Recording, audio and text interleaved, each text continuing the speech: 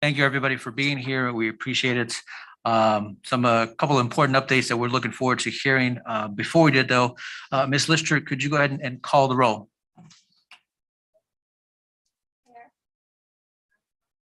Present. Stuart Campbell. Dr. Bonebrake. Here. Thank you. Mrs. Schmidt. Present. Mr. Tatum. Present. And Dr. Schumacher, I know, is on the way. Thank you. Thank you very much. Okay, the discussion item on number 2 is an update on the CDC guidelines. If you could have that, please. Good evening. As we get started, what I want to first share that Nurse Vada, our nurse coordinator, is here that can really summarize the guidelines that have changed. But for those that are watching, we want to make sure that they know where they can go to look at the guidelines. So on the screen, for those that are on live on YouTube, we're just going to go to the CDC website. And while we give a summary and we share what the component currently is at this time, we'll be able to pull that up. But first, we'll go to the CDC website. For those that are watching, if you type this in, you're going to see a summary of the recent changes. In that summary of the recent changes, as we kind of stay in that space, on February 25th, the CDC updated their guidelines and they relaxed many of their guidelines, both for inside of buildings as well as on school buses. To begin with those adjustments and those changes, for those that are watching, you can go to this particular site, but Mrs. Vada is going to give you just a summary statement of what the guidelines are now compared to what they were in regards to how this would impact Topeka Public Schools. Ms. Vada?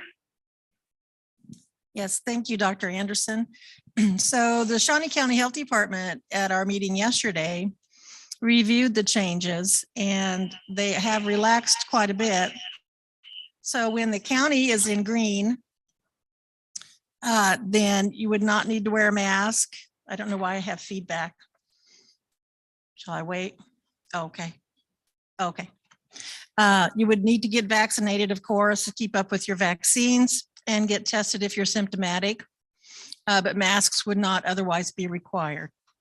If the county is in yellow, then they recommended vaccinations, getting tested if you're symptomatic, and contacting a healthcare provider for follow-up if you have pre-existing medical conditions or are immunocompromised or have any concerns about your health, in addition to possible COVID symptoms. If the county is in red, then they recommend wearing a mask, getting vaccinated, and getting tested.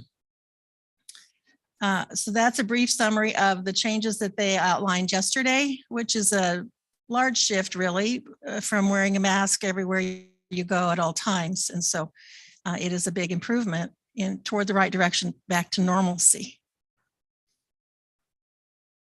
What Ms. Vada just outlined, and now we're going to go to, on the CDC's website, we have 2 other links that we'll go to, and then we're going to take you to our reopening plan. And if we were to acknowledge these adjustments, we're going to share what that language would look like. First, we'll go to the other components of the CDC website, the community levels that Mrs. Vada just referenced. Within their website, if you click on community levels, it will share just what she mentioned, that looking at your local community levels, which the county went over with us yesterday, and determining if it's red or what color it is, and then determining if masks should be worn based on those community levels would be the very next step. For today, we're going to share with you what our community level is. And based on that community level, the CDC has relaxed the guidelines based on that community level. Doesn't mean that the board would want to acknowledge the community levels up front and remove masks consistently, because the community levels could change. They could be something this week, something the next week. So as you're thinking about the community levels and masks, and you make any decisions, just know those levels could change, which is why we're going to show you the reopening plan language. So that language gives you flexibility should you choose to change that language. If there are no questions for Ms. Vada or from the CDC website and where people can find the information. It references the community levels. Our reopening plan, if we were to adjust any kind of language, the current CDC language adjustment would read as follows, that the CDC community levels are the new tool used to decide what the prevention steps should be. And those levels can be low, medium, or high. And it shares what they look at. They look at the hospitals, hospital admissions, and the total number of COVID-19 cases. And then down below, it speaks to potential language regarding Topeka Public Schools should there be a change in language. This is not currently in place, but Topeka Public Schools will determine procedures and protocols for mitigation strategies and the CDC guidelines. And all available district data will be used as guidance. Topeka Public Schools Board of Education and District Administration retains the authority to make final decisions regarding mitigation strategies, which includes implementing wearing masks. In another area on the plan, if you chose to remove masks, it would say that masks are optional. But in addition to that language, because we've always followed the CDC, previously it shares, we will follow the CDC guidelines. If you make a decision this evening, you may want to acknowledge the guidelines as guidance along with all other data. And you may want to say that you retain the right to make adjustments as you deem appropriate. Any questions regarding that, just in terms of language adjustments? So pulling that off the screen, we're going to look at where we are today in the COVID scorecard. Both the Shawnee County scorecard is out and our own Topeka Public Schools scorecards are out. As you can see, the Shawnee County scorecard is in the moderate range, and you'll see many of the values in the other areas have continued to drop for consecutive weeks. We'll scroll down and look at our scorecard. For parents that are watching, if you go to the main Topeka Public Schools webpage, click on COVID resources, you will find this card. And then down below, you will also find the Topeka Public Schools card, which we will look at. As we navigate through this, and you'll see the parent resources, this is where our card is, and you'll see our current scorecard. As of last week, we had 3 students who were positive. We had 3 staff and 12 students. Most schools had no students, including Topeka High. The principal is here this evening. She has the largest school with almost 1,700 students almost, and they had no students or staff that were positive. So most schools had no positive students or staff, but overall there were 12 students and 3 staff. That's the information we want to present this evening, our consecutive drop, the CDC changes, and considerations you may want to have should you choose to change language. I'll turn it over to the board president for questions and discussion for the school board. Questions as we consider these new guidelines? Or thoughts? Yeah, Ms. Bowley. Thank you, Mr. President. So if we are considering this, would we be more micro at looking at our data and like if we had an outbreak in a school building and looking at it separately instead of the whole district? What are the thoughts around that type of like a classroom or a building or a section? Well, there are a couple of thoughts. We had a listening session. Can you pull up the PowerPoint? It's only about 2 slides. But we had a listening session and we met with several staff members. Today's listening session they included our superintendent student advisory. So Topeka High, Topeka West, Highland Park, they asked that same question regarding individual classrooms and students. And in that session, the DCAC Executive Board, our school-based staff spoke with principals, and our district morale committee met. So those are all the different groups. We believe that if we make a determination that masks are optional or encouraged or should or shouldn't be worn, that would be a district-wide policy or practice. However, if the if we saw an outbreak, which we've never had clusters, that we retain the right to address a cluster should there be a cluster at a particular school. I would like to share just very briefly the other items since this came up in terms of what will we do. The other items that came up overall, all of the groups overall shared that masks being optional or encouraged but not required would be the desire for most of the people that we spoke with. There certainly were some that shared that they would still wear their masks, but overall, that was the feedback from DCAC, the student groups, and the staff groups. There was discussion from both the DCAC executive board, from at least an individual and some students, that in cases where there were immunocompromised people in a classroom or a teacher may have been immunocompromised, they do retain the right to ask individuals to wear a mask, but they couldn't require it. But if, for example, it came up from a parent, if they said, my child has cancer, can you ask the other parents if they would be willing in class? The students brought it up for particular teachers. If the teacher said to come in my class, I'd like for you to wear masks, they would offer the mask, but it would not be required. So that was another comment that came up. The students today, you just have to love students. They asked, could we have another vaccination clinic? And we weren't planning necessarily another clinic this year since we've had approximately 15. But they did share they'd like for people to be offered the opportunity for the booster. And with masks being removed, some may decide that they'd like to now become vaccinated.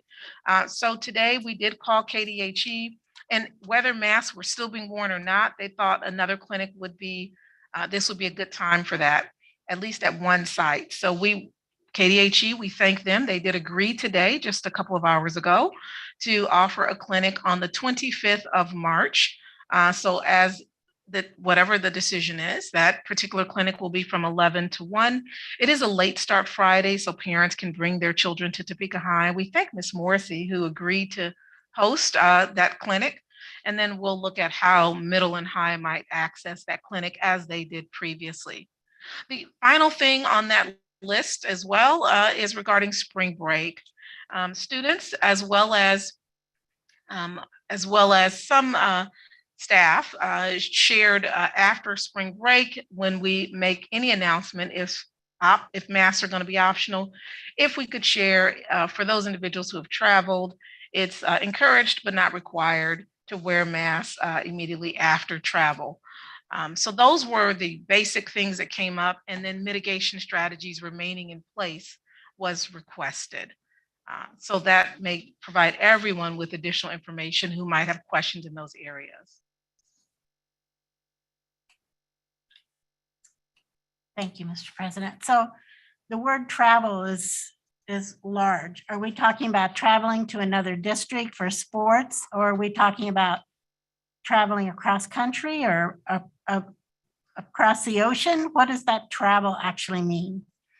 Well, for the individuals that brought it up, the students today, my student superintendent advisory, they spoke specifically to travel out of state during spring break, because more places are removing masks, and more destinations that previously you couldn't travel to out of the country, you can now travel to.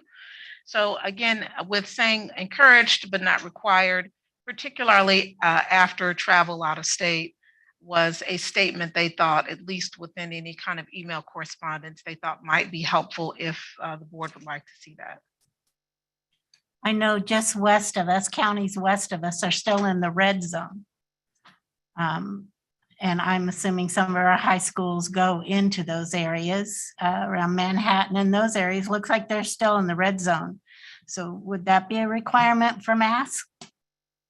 And I would leave this open for the board to really talk about what you feel like should be a requirement. So that question in terms of would it be a requirement, I leave it to board members to discuss what you think should or shouldn't, and we'll follow guidance from there.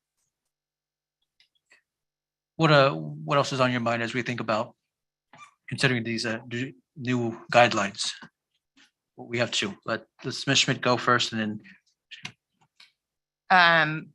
Obviously, we've had a lot of parents reach out to us over the past couple weeks My personal thought on it is that we should leave it to the decision of the family. The family should be making these choices for themselves. By far, we're not telling people that they can't wear masks, but we're giving everyone the option. And so I think the language that was in the statement that was up there was more about recommending, not requiring. And I think that's where we need to try and land. Thank you. Miss. Yeah, I agree with Ms. Schmidt. Considering everything that's been presented to us, we have consistently followed CDC guidelines. We've consistently listened to the health experts. Our transmission rates are very low, 0.1%. So I definitely support changing the language to be mask. You know, after listening to DCAC the other night, I know that DCAC is in favor of using the term encouraged instead of optional. So based on their recommendation, that's what I would support, that we lift the mask mandate effective immediately and use the language masks encouraged instead of optional. Thanks. Others? Yeah, Dr. Schumacher. Thank you. So I spoke to the board back in August as a parent and a pediatrician, not as a board member at that time. I believe that was the last time masks were discussed. And that was just as the Delta variant was starting. We not yet had the Omicron. And we had discussed the changes with the CDC communities tool in the last week. And just as I did back in August, I looked at the KDHE website and looked at Shawnee County for 5 to 17-year-olds. Back in August, the percent positive over a weekly period was 14%. The most recent number was 5%. 2 months ago, the positivity was 40%. So there's been a precipitous drop in positivity. And I think that makes me feel comfortable. And I think, with the CDC, this might be the easiest part is saying, going to mask optional, but encouraged. But I also know, as evidence over the last hour when my car died in downtown Topeka, and then had to make it home and change and make it here, I can't predict the future. And so I do think it's important for us to have guide rails. We were seeing Delta in August. I couldn't have imagined Omicron. And I don't know what's next. I hope and pray, because the last 2 years have been hard, that we're moving in a positive direction. I do feel like there's more hope than I've had in a long time. But I also know that it's important for us to set good guidelines. And as Ms. Boley had kind of mentioned, does that look macro or micro? And I think we can do both, because we know that kids will get this from home and from school. They haven't had it at school because we've masked the whole time. And so that might happen, but we can watch on both fronts and follow this easy tool that the CDC has made, and now the KDHE is adopting. But also I think it's important for us to look at a school level and look at percent positivity, just as other districts in our community have.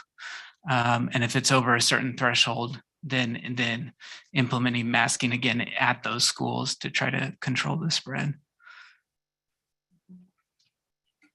Yeah, I like that too. I'm sorry. Mr. Tatum first, and then Ms. Sue Campbell. Thank you, Mr. President. I would absolutely agree with all of the comments that my colleagues have made up to this point. I think that, in alluding to what Ms. Smith mentioned about the emails that we received, it's important to get feedback from the community. But it's also important to look at the data. And I think the data right now are telling us that we're at an inflection point in which this may be an optimal time for us to make a decision on how we move forward in coming out from underneath the strictures of the pandemic. And so I think that this is a good time for us to begin making changes. And so I support the idea of making masks optional or encouraged. I think with Dr. Schumacher's comment about having the guardrails in place, I think that allows us some leeway to address issues if they should arise. God willing, that won't happen. But I definitely feel that this is a time for us to begin making some changes that are going to be steps progressively towards normalcy. And so I would be supportive of making masks optional and encouraged immediately. Dr. Bonebrake, any thoughts here? I agree with the optional route. It's interesting that we didn't have much influenza in the last 2 years. Was it masks? Was it because everybody's getting COVID? Legally, I can become intoxicated, get in my car and drive it at a high rate of speed. And if I don't kill anybody, I get away with it. But if I do run into somebody, then it's been a terrible event. And children generally don't have many symptoms and yet may be infectious. There's no other school district that is requiring masks now. I think we've been exemplary and have had more mask requirements and have had fewer isolated incidents. I agree. I can go along with masks optional. They ought probably be the K95, not the cloth ones. And the children ought to be wearing them appropriately if they're going to wear them. Picture after picture, last year, the students playing basketball had the mask down under their chin. That really didn't satisfy the requirements, but I can go along with the mask optional but recommended, but we will need to be able to respond quickly if there is another spike. This darn COVID thing, if first I don't succeed, I'm going to mutate and go after you again. So that's my 2 cents worth. Dr. Anderson, it seems like there are some areas that you're looking for feedback from us. Is that right? Areas of things that we're going to need to sort of nail down. Would you go over those areas that you think need us to sort of comb through and give you more sort of a direction on how to move forward? Absolutely. And I can restate what I believe that I heard. And I believe Mrs. Lister, we actually put this down for vote this evening. Am I correct? If they choose to. So it is listed as a vote in terms of, since it has been 2 years and previously we've done a consensus and given me the opportunity to guide and determine. But in this case, we would ask that if you would like to change and remove the mask mandate, that is a vote, a motion to remove the mask mandate. And if you would like that language to be, optional, but encouraged, we certainly can frame that and send you a copy of that. So we would ask for someone to make that motion so that the board can take a vote to remove the mask mandate after these last 2 years. That's one piece. If you make that motion and you put the language in there, that also gives us guidance so we don't have to have an added conversation. From my understanding, the suggestion is masks are optional, period. They are encouraged but not required, period, as a second sentence. That's my understanding from what I'm hearing. So that it's clear that they're optional up front, but it's also clear they're encouraged but not required. My understanding is also that this is effective immediately. So that motion might be masks are optional, they're encouraged but not required, and this is effective Friday. meaning the immediate piece. That would be all the direction that we need, unless there is more conversation and direction that the board would like to give me. I understand that you have shared that if there are clusters or the spread becomes at a level that's concerning, and the levels have been outlined by the CDC and the county, that by school, we would retain the ability to address school level spread. That's my understanding. I'll turn it back to the board president. Yeah, we have questions here. Let's have, this time we'll go Ms. Stewart Campbell and then Ms. Schmidt. I just, after listening to Dr. Schumacher and then Dr. Bonebrake, I am curious what the whole board, but I'm looking especially at our doctors, talking about the guardrails and the guideposts. Like, at what point would we say maybe we need to put the masks back on? I know some districts have said 3%. So I'm curious about your opinion on that. Thank you. Yeah, I think if, again, looking at the outside and the inside, so I think if you looked at, if we were gonna continue to follow the CDC guidance, you could look at the COVID community level tool as a guardrail, and if it goes back up into the red, I'm not, I think they call it the severe, I can't remember. We're medium, maybe it's high. So if we got into the high where masking is recommended, again, that would be one guardrail you could look at on a macro level. And then in the school, I've seen 3% a lot in each school. I don't know if I may, Dr. Yeah. Schumacher, and Ms. Vaughter, if you'd like to comment, feel free to do that. The tool is actually embedded in the reopening plan, so we can actually click on the tool. We'll see what that percentage is. The county created their own tool as well, and yes, it does now say high, as high, medium, and low are the words that are now used. And so using that tool, any particular school that is high could very well be addressed, or a cluster could also be addressed. But that tool is in there. Mrs. Vaughter, do you want to add to that at all in terms of what is considered a high spread and or the tool? Well, certainly a high spread or the red zone, as identified by Shawnee County, would be upwards of probably 8, 9, 10% positivity rate. I know last week they said that the county was at a 7.2% and we were in the orange.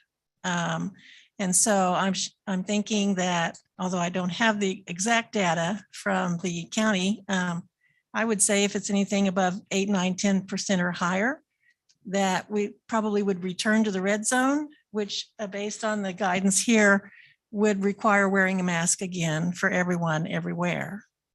So that would be in line with what you're saying about wearing masks in the buildings again. Can you go to that tool? It's, I believe the language in the document that Ms. Kramer has sent has a tool potentially included in there, and we'll click on what that looks like. Additionally, within the CDC, they also have it as well.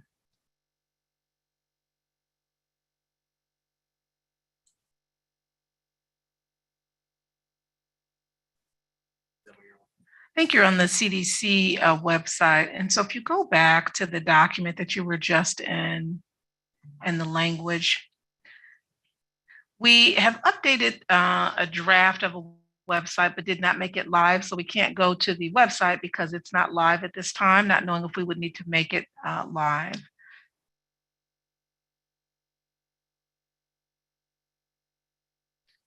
So you have other considerations, and I believe where it's blue highlighted regarding the, I believe the tool might well be in that space to show them what that looks like. And it takes you back to the CDC. Dr. Anderson? Yes, ma'am. I would also add that January was our heaviest month of testing of positive students and staff. And throughout the month, none of our buildings were identified as clusters or hotspots. How much of masks played into that, I don't know. Certainly, I'm sure it did help. However, with, I believe they said it was a 30%, or Dr. sure said it was a 40% positivity rate. We did not ever get identified as a cluster or hotspot. So that's a real positive thing for the other mitigation factors that we still would have in place. Which for us, you may recall, can you remind them how many you would need to be a cluster, Ms. Potter?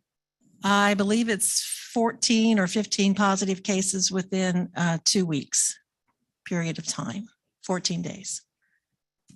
And that would be in a classroom or in a building, not district-wide.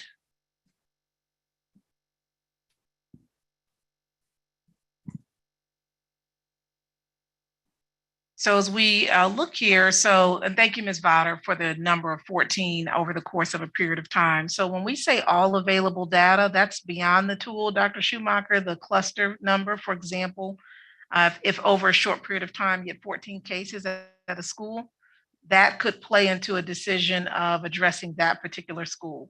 The size of the school could play into that as well. In addition to, which is why we moved just beyond the tool itself, because there's some other factors that we would look at. The other piece, and this is on the COVID website, but the county has created their tool off of this tool, which goes to the high, medium, and the low. And this is what's embedded in our plan. And then the county's card is embedded in our plan as well, which just shows their county numbers. So Ms. Stewart Campbell, we would use all of those measures, but no one measure would necessarily say mask or back in place. The other piece that I would offer to the board, should we see a rise at any particular school that's alarming, that even if there's not a board meeting, that the board would be informed immediately so that we retain the ability to act at that point before there's significant outbreak, just to bring that back into space, into the space that we need it to be. So I'd offer that as well as another immediate action that we could take rather than waiting to a board meeting for you to decide what percentage is it at. Mrs. Votter and I meet with the county every week on Wednesdays. And so with those meetings, generally she asks for guidance, and they will also share with us if we need to take action and remask, close, or any of that. So these decisions aren't actually made in isolation of just myself and Ms. Votter, but it's with the guidance of the Shawnee County Health Department. Isn't the Shawnee County Go ahead, Health Dr. Department- Bonebrake. Yeah, thank you. Then the Shawnee County Health Department divided into 4 sections, low, medium, substantial, and high. And we're now in the medium. We're below substantial. We're in the yellow, not the orange or red. Rather than 3, it's 4. Yeah, they've actually changed that. Ms. Votter, do you want to speak to the new levels? Yes, essentially they have removed the orange level, the substantial, and now they just have the low, medium, and high levels. They're revamping their scorecard or their indicator that they release on Thursdays to reflect the 3 rather than the 4 categories. I found it difficult to read. I'm sorry. Could you blow up what the recommendations were for each? The Shawnee County has aligned, and we can go to the Shawnee County's website. I'm sure that's updated as well. And again, if you go to our main website, you'll see the Shawnee County scorecard, but we'll blow this up. This is the CDC language, which Shawnee County aligned their card in their tool with the CDC, Dr. Bonebrake.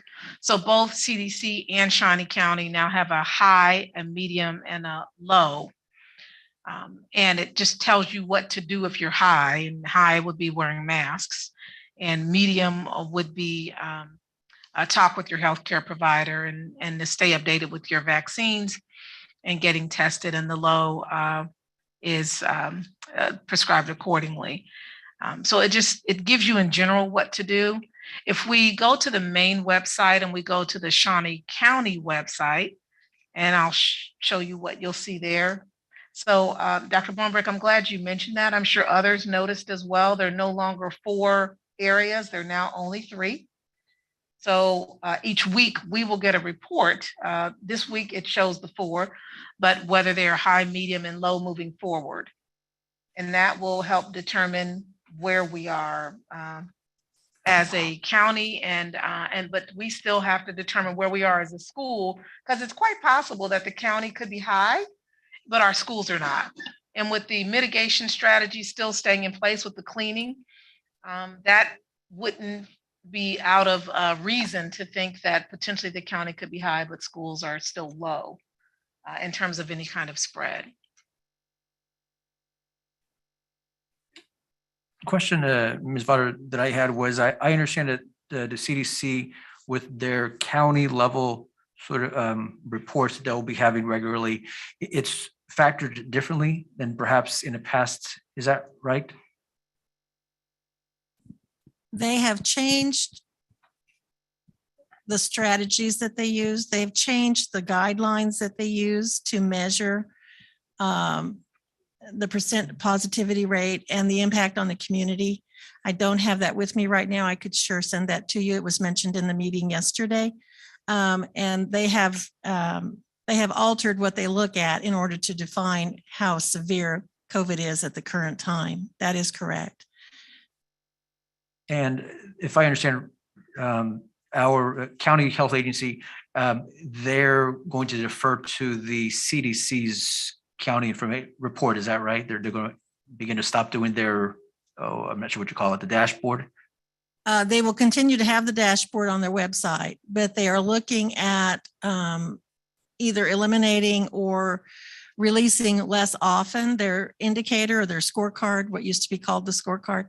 They're kind of winding things down from the way it sounded yesterday at the meeting, and are not sure that it's needed to release the indicator or the scorecard every week anymore. Well, they've been very helpful for a long time. So we appreciate all their work, and I imagine, they're okay. Thank you so much. Yeah, just to answer, so the three things that the CDC community level tool looks at: new COVID cases per 100,000 over the previous week. And so that's kind of the rate, but then it also looks at hospital stress. So percentage of hospital beds occupied by COVID patients and new COVID related hospital admissions over the previous week. So those are the three factors in the COVID community level tool. Other questions? It seems, yes, Ms. Schmidt. I just want to clarify that if we make a motion tonight, that would include in opening our schools back up to volunteers. I know when COVID was at its highest, we kind of disallowed volunteers, our bigs in schools, our lunch buddies. And I think with the learning loss that we've experienced the last 2 years, we'd obviously benefit from that one-on-one time with our students. And then I want to make sure that that it would include taking away any limitations, size limitations and things. I don't know if that's anything that's currently still being recommended. Social distancing, that piece of it. My assumption is that by changing our mandate, that those would be included as well. I may speak to the Shawnee County requirements regarding the size capacity limitations. Ms. Morrissey will speak briefly to that because that impacts athletics. Ms. Morrissey, Mrs. Vouter can hand you the microphone. Regarding your other question for volunteers, for the board, if you all can discuss that particular item, because as we make this decision, our hope is to begin to go back to some levels of normalcy. But we leave that to the board to discuss in terms of if you'd like to see us move in that direction. Shawnee County doesn't give us guidelines for volunteers or any of those pieces. Those were things that we as Topeka Public Schools put in place. Ms. Morrissey? Specifically, you'd like me to speak to? The athletics and the size capacity was the question. Has that changed? Good evening, Mr. Munoz, members of the board. I appreciate the opportunity to speak loudly. Wow, there. So far, what we've read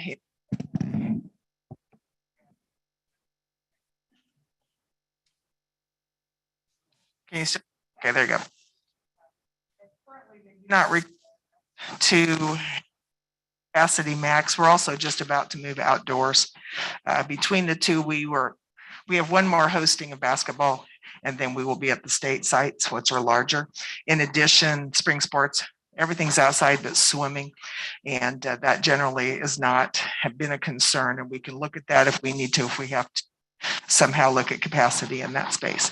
But currently 50% capacity has been removed. So. Ms. Boley, I think you were next. You should know, and Ms. Wallace wanted to make sure you are aware, educational volunteers have been allowed throughout all year. So those are already allowed, but for others that you mentioned, lunch buddies and other areas.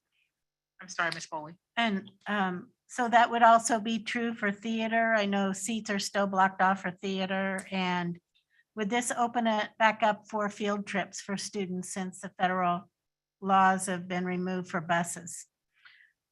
Yes, in that we have already have had some educational field trips already.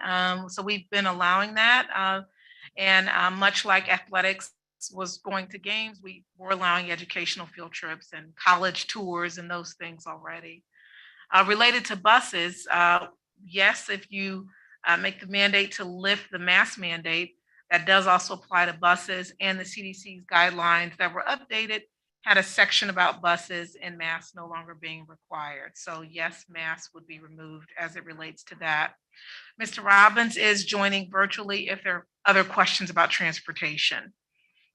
Turning back to the board regarding the volunteers beyond the educational volunteer question that Mrs. Schmidt posed. So the question is that there are educational volunteers who are already engaged in our schools with our students, but what about well, if they're not educational volunteers, what other kind of volunteers are there? What did you have in mind, Ms.? Like lunch buddies and bigs in schools. A lot of time the bigs come during lunchtime, and it's fun as much as it's educational activities. But I just know that some of that, I know they were shifted, like the lunch buddies were shifted to be able to come in and assist with reading. But relationships are just important as education, right? So I just want to make sure we're addressing that as well. Yeah, and I used to be a big, so yeah, I know how important that is. So what is the current situation right now as far as those sort of volunteers, bigs and others? Ms. Wallace? So any educational partner has been allowed. So bigs have been in the buildings this year, and other partners. I know we have like a grandparents program, and so some seniors are visiting. So if it's had an educational impact for kids, and it's an educational organization that we partner with, they have been in the buildings. So the school city, they're already in our schools, it seems like. Okay, so. So yes, any decision you make, yes, volunteers would be allowed. And if there is a group that has not been allowed, please do let us know. We'll look at that as well. But overall, those groups are and will be allowed, and we'll make sure that they all do know that as well. Dr. Schumacher and then Ms. Stewart Campbell. Just to follow up, just from personal experience. So my wife, who is a former educator, prior to March of 2020, would go help teachers out every week in my kids' classroom, make copy, cut out laminated things, and clean the things that they used for breakfast and lunch. So so she's not necessarily educational and doesn't partner, and so she would fall in that still not allowed bucket. And I do think that helping out teachers as much as we can is always a good thing. So I something for us to consider at least. Mr. Campbell. Okay, so just to clarify, I heard that there won't be a limit to the capacity of spectators. I'm thinking of theater. So like tonight, my daughter's in a play and trying to get tickets, we were told, well, we're limited here because of every other row.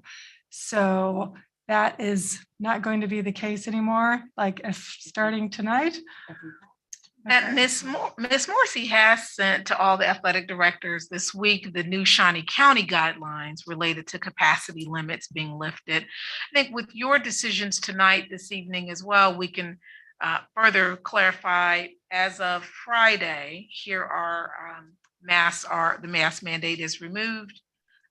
Give the reminder that there are not capacity limits related to the Shawnee County Health Department.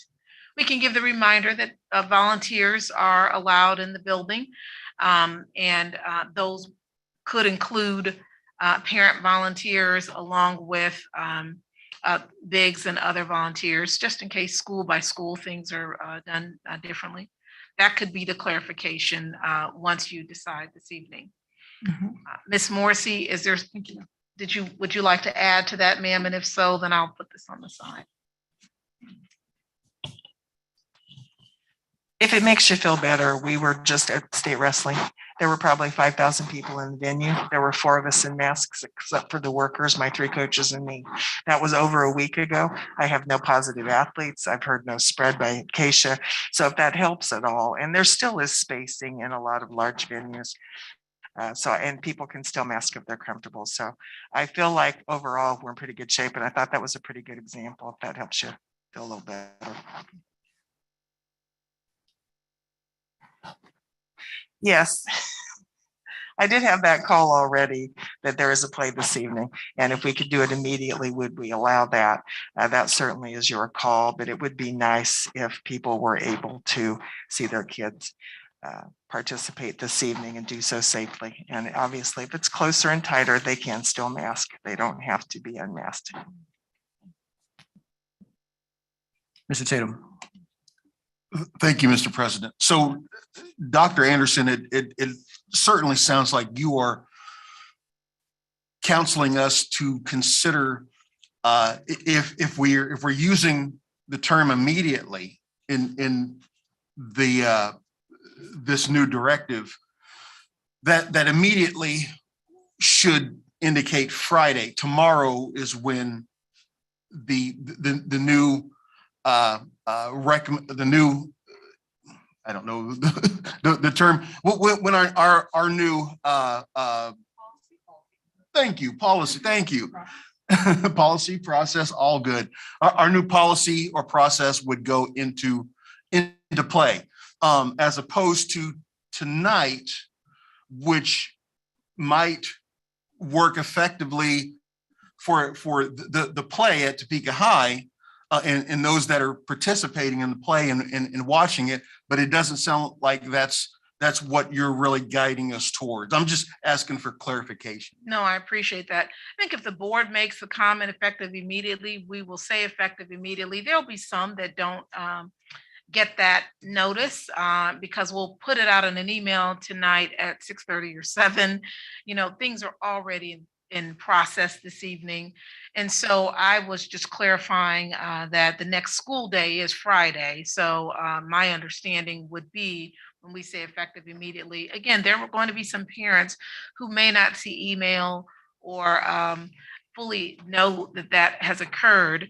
Therefore, what we would do if a student, for example, elementary students came with their mask because parents may not have realized that the mandate is no longer in place, despite any email that we sent out, we would ask those students to keep that mask on until their parents say, for elementary, that they can remove them. Of course, high school and middle school, that's certainly our students that are older, that's a different, that's different. But for our young people that come in, unless their parents say that they can remove them, and by Monday, all individuals would know that information. So we certainly can say effective immediately. Some might understand that to mean tonight, but I suspect many will just understand that to mean Friday. Thank you. Thank you. Mr. Allen, the document that was emailed to you to Dr. Bonebrake's question from Ms. Kramer might be helpful, and just making that large enough for Dr. Bonebrake. And again, these are just potential pages about the CDC, Dr. Bonebrake, and those 3 areas that we've already spoken to. And I think it's a little bit smaller, but we'll try to zoom in just a little bit for you. One of the items that we are saying with the tool, what Dr. Schumacher mentioned, it mentions how this tool is identified, hospital beds, hospital admissions, total number of cases in an area. That's how that's determined, which is why we should use all available data, because that data may or may not speak directly to our own situation. So, but that was the piece that, and this is what it would look like in the plan. And then farther down in this same document, it also references just certainly masks. People have the option to wear masks should they choose to do so. We'll go ahead and take that on off the screen. Thank you so much, Mr. Gowan and Ms. Kramer, for updating the document. Well, anything else? Sorry, just a second. There's a question. Did you have a question, Dr. Bonebrake? Yeah. When is spring break concluded? 18th. So next week is our last week of school. And the 21st would be when young people and staff return. When would we get a community report on positivity? Following Right. spring break, that Thursday, the report would come out every Thursday. So it normally comes out in arrears. So, the Thursday report would be the report based on the week prior. So as I look at the calendar, the 21st is the first day back. And so the next report following the 21st would then be on March the 31st, sir. There would be a Thursday 24th report, but it will give you information for the week prior when they were still in school. Yeah. So to really have a full week after they come back, that would be on the 31st. And we will have a COVID update at that time, so you'll know what those numbers are, sir. Thank you. Yes, Dr. Schumacher. Yeah, I just wanted to address Ms. Bawley's question earlier about the travel, traveling to other sites, which I think is probably becoming less of an issue with the transition to spring sports. But I do think that generally what we see is, especially in our district, this disease seems to come from the home. So I think it's less important for us to micromanage those details for our students that may be traveling. I do like the idea of a suggestion of masking after traveling and keeping it vague, and that can be up to the interpretation of the student and the parents.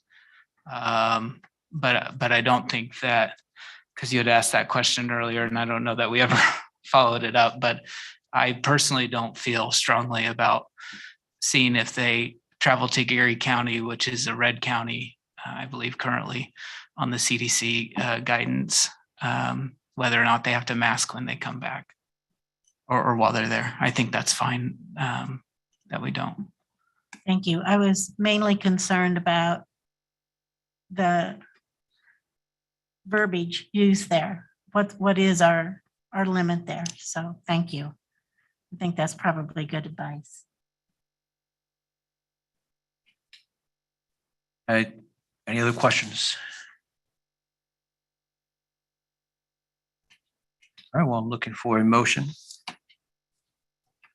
Mr. President, the latest CDC guidelines as presented to us tonight and other considerations to vote on. There is a motion on the floor. Is there a second? Okay. Second to Ms. Schmidt. Any questions, any discussion before? All right, okay. There is a motion and a second. Ms. Lister, would you call the vote? And the vote is open.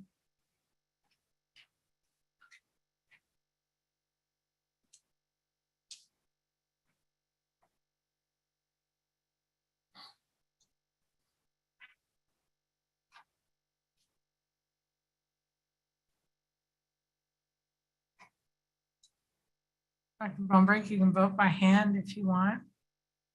All right, aye. Thank you. Motion carries unanimously. Thank you, everybody, for being here. This, Just so to clarify, when we said other considerations, that includes the theater. So there's not a limit to the spectators. That's what we meant by other considerations, right? And if I may, Mr. Munoz, may I just repeat what Yes, we go ahead. plan to do from here? So we all are under the same understanding. Our email tonight that will go out based on what you shared previously is that masks are optional, period. And then the next sentence will share masks are encouraged but not required, and period. If there's any other statement, Dr. Schumacher, any other statement in an email may remind people that as they travel, that they may choose to utilize masks of some nature, but for the most part, that one sentence will be the sentence or two sentences. Additionally, we will give a reminder. Ms. Morrissey will make sure she reminds the principals and athletic directors that the spacing, the Shawnee County Guidelines does remove space size restrictions and that we are to follow that. Additionally, we will remind all administrators that volunteers, which includes the instructional volunteers, which may be parents, and other individuals who are volunteers within the school are allowed in our buildings. Those are the three areas that I heard this evening. Did I leave any area out that needs to be addressed? yes, Mr. Tatum. Dr. Anderson, I just wanted to make sure, I don't know if I missed it, just wanted to make sure that effective immediately is also a part of the language. Thank you, sir. You're And effective, and it will say at the end of that sentence, thank you, effective immediately. Thank you. I understand. Is there anything else that I missed that the board wants to make sure that I take into consideration? Thank you, board members, for your direction and guidance.